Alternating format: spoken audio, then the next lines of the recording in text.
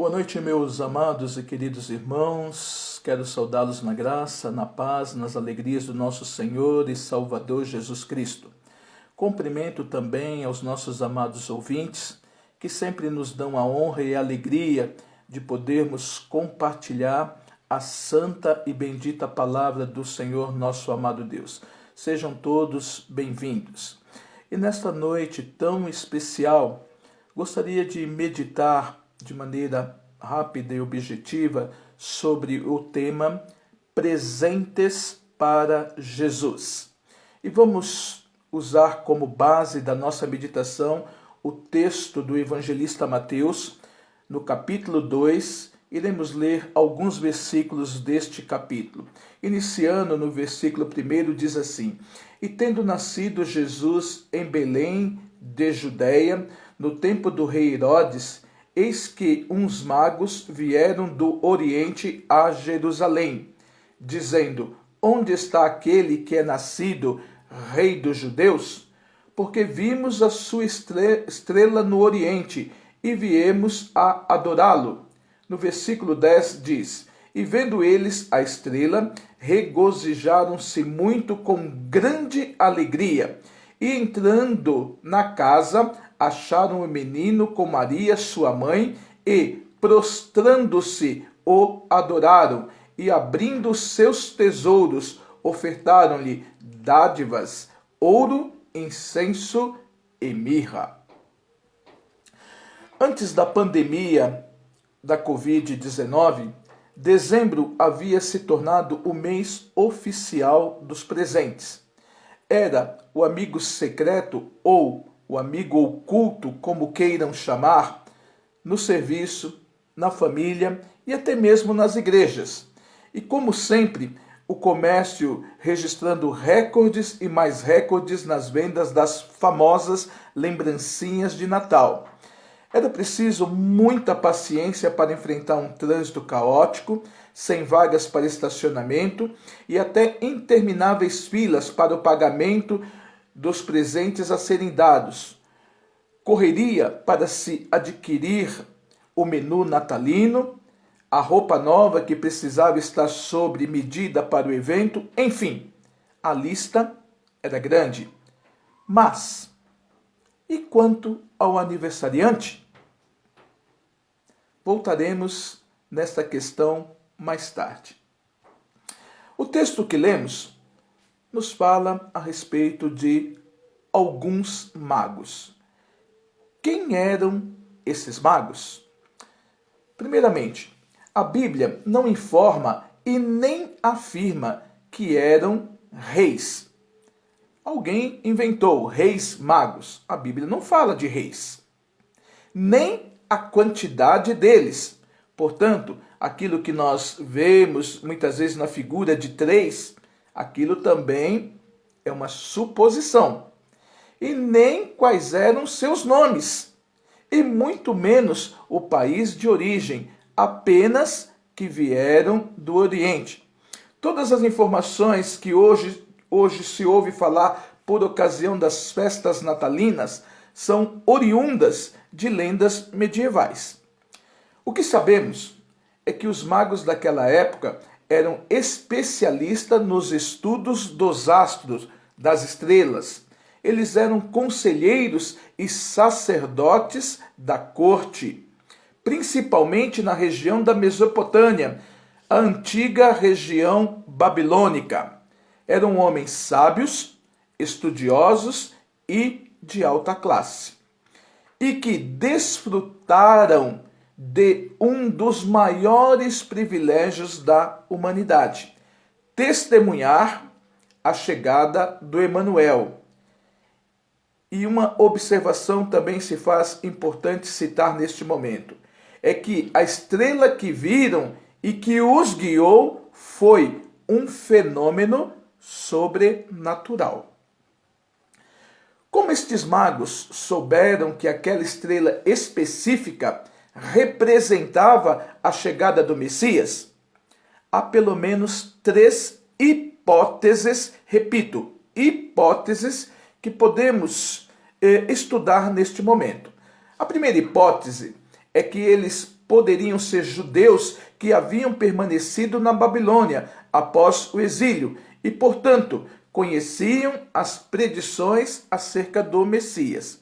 Uma segunda hipótese era que eram magos do Oriente que estudavam os manuscritos do Antigo Testamento e, através do exílio judeu, obtiveram as informações acerca da vinda do Messias. Uma terceira hipótese é que receberam uma mensagem especial de Deus que os guiou até o Messias. O importante é que estes magos viajaram milhares de quilômetros durante vários dias para ver o Rei dos Judeus, ver a Jesus, o Filho de Deus, o Messias prometido. Como foi o encontro com o menino Jesus? A Bíblia relata que quando os magos encontraram o menino Jesus e a sua família, eles já não estavam mais na manjedoura, porém estabelecidos em uma casa. Diz lá o texto: e entrando na casa, acharam o menino com Maria, sua mãe. E eles ofereceram naquele dia, naquele momento, 4 presentes ao Messias. Repito, naquela oportunidade, eles ofereceram 4 presentes ao Messias. Presentes estes caros, preciosos, distintos e significativos. Diz lá o texto: e abrindo os seus tesouros, ofertaram-lhe dádivas. O primeiro presente que talvez você encontre na sua Bíblia diz lá a respeito de ouro. Ouro era um presente oferecido como reconhecimento da autoridade de Jesus. Ele é o rei, e esta declaração é ratificada por outras pessoas, como, por exemplo, Natanael, lá no Evangelho de João, capítulo 1, versículo 49, que diz: Natanael respondeu e disse-lhe: Rabi, tu és o Filho de Deus, tu és o Rei de Israel. Uma declaração semelhante foi feita pelo apóstolo Paulo, na primeira carta a Timóteo, capítulo 1, versículo 17, aonde o apóstolo diz: ora, ao Rei dos séculos, imortal, invisível, ao único Deus sábio, seja honra e glória para todos sempre. Amém. Encontramos uma declaração também semelhante, efetuada pelo apóstolo João, na sua visão ali na ilha de Pátimos, localizada no livro de Apocalipse, capítulo 19, versículo 11, que diz: e vi os céus abertos, e eis um cavalo branco, e o que estava sentado sobre ele chama-se Fiel e Verdadeiro, e julga e peleja com justiça. E no versículo 16 diz: e no manto e na sua coxa tem escrito este nome: Rei dos Reis e Senhor dos Senhores. O ouro, o metal mais precioso, era oferecido aos reis. E como já ficou claro, Jesus é o Rei dos Reis. O segundo presente oferecido foi incenso. Simboliza o reconhecimento da divindade de Cristo. O incenso era queimado e oferecido a Deus. Jesus Cristo é Deus, o Deus encarnado. Encontramos uma declaração maravilhosa, tremenda, através do apóstolo Paulo em sua carta aos Filipenses, capítulo 2, do versículo 5 ao versículo 11, onde ele declara: de sorte que haja em vós o mesmo sentimento que houve também em Cristo Jesus, que, sendo em forma de Deus, não teve por usurpação ser igual a Deus, mas esvaziou-se a si mesmo, tomando a forma de servo, fazendo-se semelhante aos homens, e achando na forma de homem, humilhou-se a si mesmo, sendo obediente até a morte, e morte de cruz. Por isso, também Deus o exaltou soberanamente e lhe deu um nome que é sobre todo nome, para que ao nome de Jesus se dobre todo o joelho dos que estão nos céus, na terra e debaixo da terra, e toda língua confesse que Jesus Cristo é o Senhor, para a glória de Deus Pai. Aqui encontramos a prova que Jesus é Deus, Deus encarnado. E o incenso, ele era queimado e oferecido a Deus. Portanto, o presente condizia com a ocasião. O terceiro presente foi mirra, uma especiaria usada para ungir o corpo a ser sepultado. Jesus é o Cordeiro de Deus que foi sacrificado em nosso favor. Ao lermos a profecia de Isaías, capítulo 53, no versículo 7, a palavra do Senhor nos diz: Ele foi oprimido e afligido, mas não abriu a sua boca. Como um cordeiro foi levado ao matadouro, e como ovelha muda perante os seus tosquiadores, assim ele não abriu a sua boca.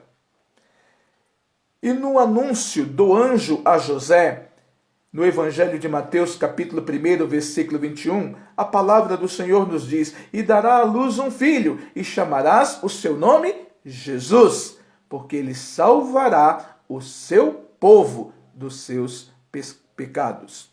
E temos também o testemunho de João Batista, do Evangelho de João, capítulo 1, versículo 29, que diz: No dia seguinte, João viu a Jesus, que vinha para ele e diz: Eis o Cordeiro de Deus, que tira o pecado do mundo.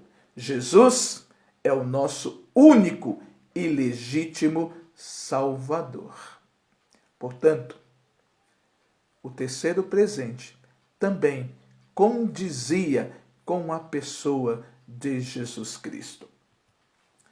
Mas eu falei de 4 presentes oferecidos por aqueles magos. E talvez na leitura inicial você não tenha percebido que o primeiro presente foi dado antes destes 3. Antes do ouro, antes do incenso e antes da mirra. Diz lá o texto que ao chegarem, ao estarem na presença de Jesus, eles se prostraram e o adoraram. Os magos levaram presentes preciosos e caros, mas nenhum se comparou a este que foi oferecido. Os magos se prostraram e o adoraram por quem ele é.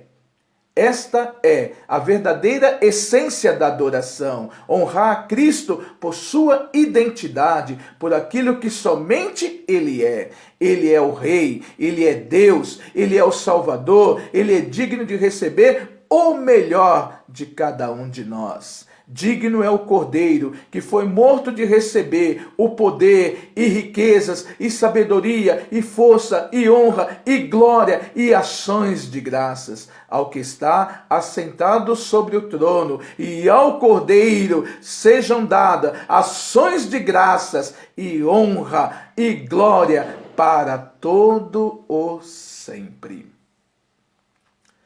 Por mais importantes e significativos, o maior e mais caro presente não foi os que os magos deram ao menino Jesus, mas o que Deus nos deu, seu Filho, Jesus Cristo.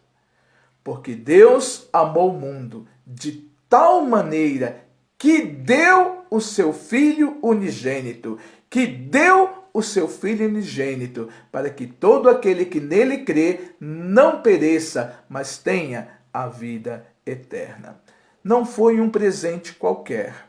Foi o melhor que ele poderia dar. Foi um presente de amor.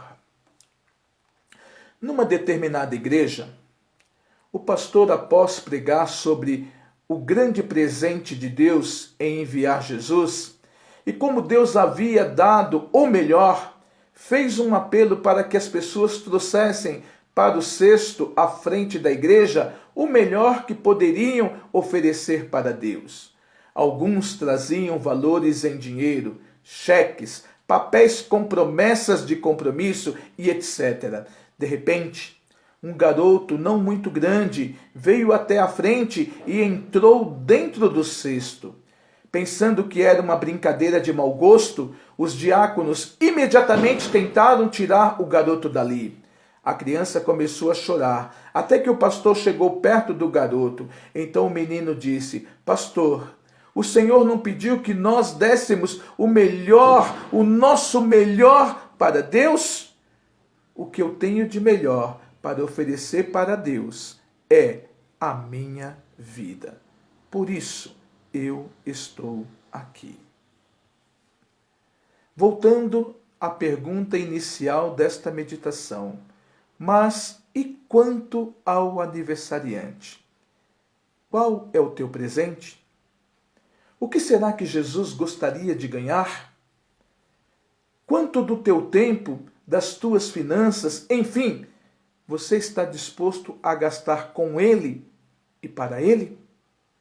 Os magos do Oriente nos ensinaram uma preciosa lição e que neste Natal, primeiro, entreguemos a nós mesmos como um presente, uma oferta para Deus e então, com amor, com alegria, possamos dar o nosso melhor.